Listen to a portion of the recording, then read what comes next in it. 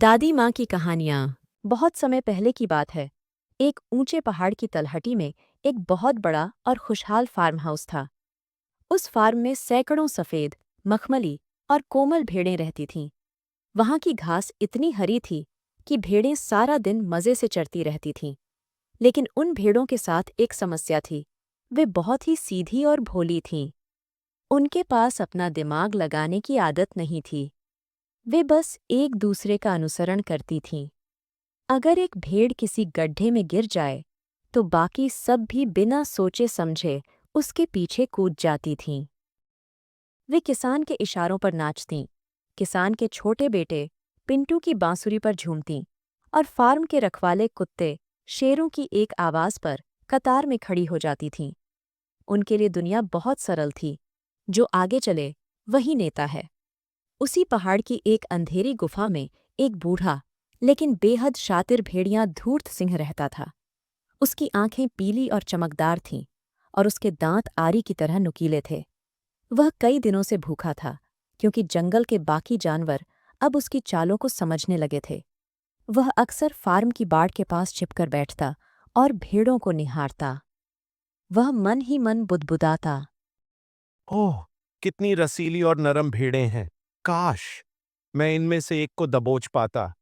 लेकिन वह किसान और उसका वह मनहूस कुत्ता शेरू हमेशा पहरा देते रहते हैं। धूर्त सिंह ने कई बार बाड़ फांदने की कोशिश की, लेकिन हर बार शेरू की तेज नाक उसे सूंघ लेती और किसान अपनी भारी लाठी लेकर बाहर आ जाता। भेड़िए को समझ आ गया था कि ताकत से काम नहीं बनेगा। अब उसे दिमाग लड़ाना होगा। एक दोपहर जब किसान सो रहा था और शेरू बाड़े के दूसरी तरफ गहरी नींद में था, धूर्त सिंह हिम्मत करके बाड़ के पास आया। उसने अपनी आवाज को थोड़ा नरम किया और एक मेमने को पुकारा। छोटे दोस्त, यहाँ आओ। देखो मेरे पास तुम्हारे लिए क्या है। मेमना पास आया, लेकिन जैसे ही उसने भेड़िए के डरावने चेहरे और बाहर निकली जीभ को देखा, वह डर के मारे कांपने लगा। उसने जोर से चिल्लाया,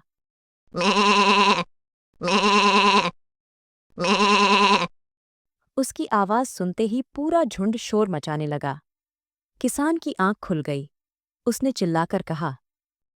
शेरू, देखो कौन है। शेरू बिजली की फुर्ती से दौड़ा। भेड़िया तो बाल बाल बचा, लेकिन भागते समय उसके पैर में एक कांटा चुभ गया। उसने गुस्से में कसम खाई। मूर्ख भेड़ें, आज तुम मुझसे डर गई हो, लेकिन कल तुम खुद मेरे पास चलकर आओगी। मैं ऐसा भेष बदलूंगा कि तुम्हारी आंखें धोखा खा जाएंगी। जंगल के रास्ते में भेड़िए को एक मरी हुई भेड़ की खाल मिली। शायद किसी शिकारी ने उसे मार दिया था और खाल छोड़ दी थी। भेड़िए के दिमाग में बिजली कौंधी।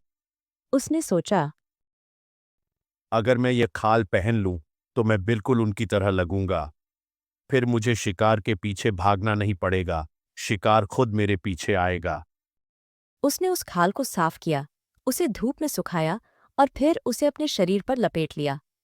अब वह ऊपर से एक तगड़ी और सेहतमंद भेड़ जैसा दिख रहा था।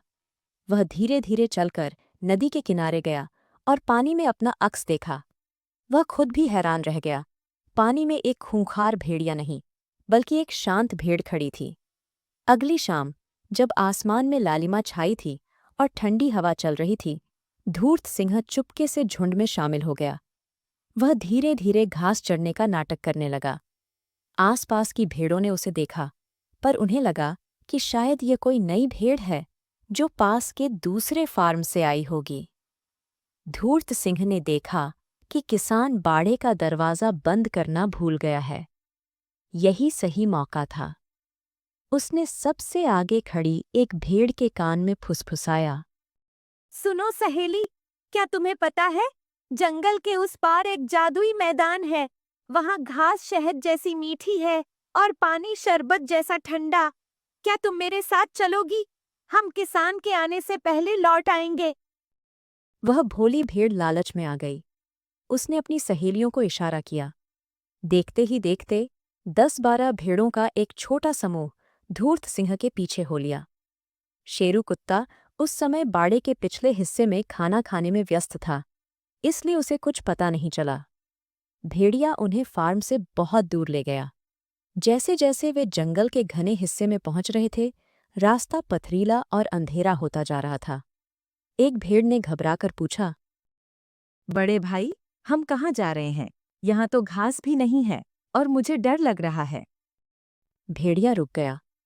अब वह किसान की पहुंच से बहुत दूर था। उसकी आंखों में वही पुरानी क्रूर चमक लौट आई थी। वह जोर से ठहाका मारकर हंसा। हाँ हाँ हाँ हाँ, तुम सब वाकई कितनी बड़ी बेवकूफ हो। क्या तुम्हें लगा कि कोई भेड़ तुम्हें यहाँ लेकर आएगी? मैं भेड़िया हूं, तुम्हारा काल। बेचारी भेड़ें थर-थर कांपने लगीं। वे डर से चीखने लगी। धूर्त सिंह ने कहा, आज रात मेरी दावत होगी। मैं तुम सबको एक एक करके खाऊंगा। चीखने का कोई फायदा नहीं, यहां तुम्हारी आवाज सुनने वाला कोई नहीं है। भेड़ों ने रोना शुरू कर दिया।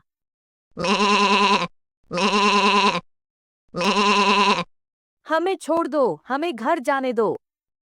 लेकिन भेड़िए का दिल पत्थर का था।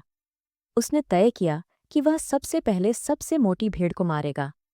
उसने अपना मुंह खोला ही था कि इधर फार्म पर किसान को जब एहसास हुआ कि उसकी कुछ भेड़ें कम हैं, तो वह परेशान हो गया। उसने शेरू को डांटा। शेरू, तुम कहाँ थे? हमारी भेड़ें गायब हैं। शेरू ने जमीन सूंघी और उसे भेड़िए की गंध और भेड़ों के खुरों के निशान मिले। किसान समझ गया कि कोई चालाकी हुई है। लेकिन उस दिन एक और बात थी। किसान के घर में उसकी बेटी की शादी की दावत होने वाली थी।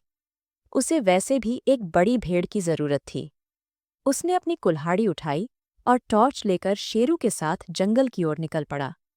जंगल में भेड़िए ने सोचा, अभी अंधेरा ज्यादा है।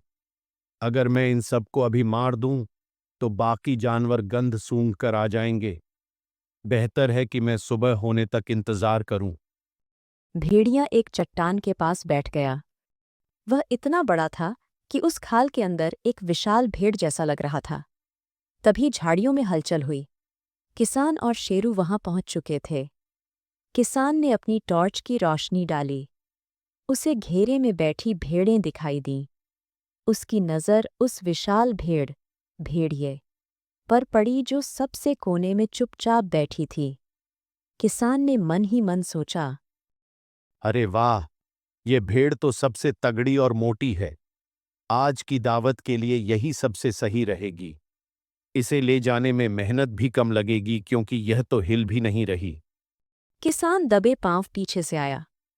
भेड़िए को लगा कि शायद कोई दूसरी भेड़ उसके पास आ रही है, इसलिए वह टस से मस नहीं हुआ।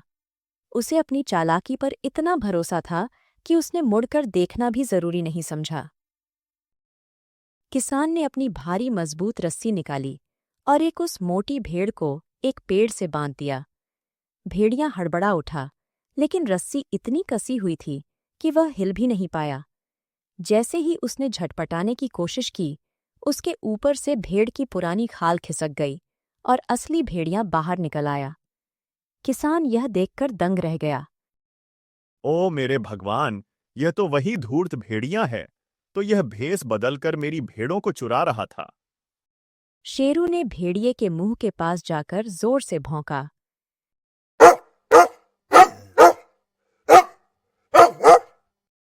भेड़िया डर के मारे थर-थर कांपने लगा। किसान ने उसे एक सबक सिखाने का फैसला किया। वह भेड़िए को अपने साथ फार्म हाउस ले आया। अब तुम भागोगे नहीं, धूर्त सिंह। अब से तुम इस फार्म की रखवाली में शेरू की मदद करोगे। चोरी की सजा यही है। यह कहानी हमें सिखाती है, हर वह चीज जो ऊपर से अच्छी दिखती है, जरूरी नहीं कि अंदर से भी वैसी ही हो। हमेशा सतर्क रहें, खासकर अजनबियों से। भेड़ों की तरह कभी भी किसी का अंधाधुंध अनुसरण न करें। अगर कोई आपको आपके माता-पिता या घर से दूर ले जाने की कोशिश करे, तो तुरंत सावधान हो जाएं। जो लोग दूसरों को फंसाने के लिए जाल बुनते हैं, वे अक्सर अपने ही जाल में फंस जाते हैं। आपसे अनुरोध है कि इस चैनल को लाइक, शेयर, कमेंट और सब्सक्राइब करें। साथ ही बेल आइकन भी दबाएं। धन्यवाद।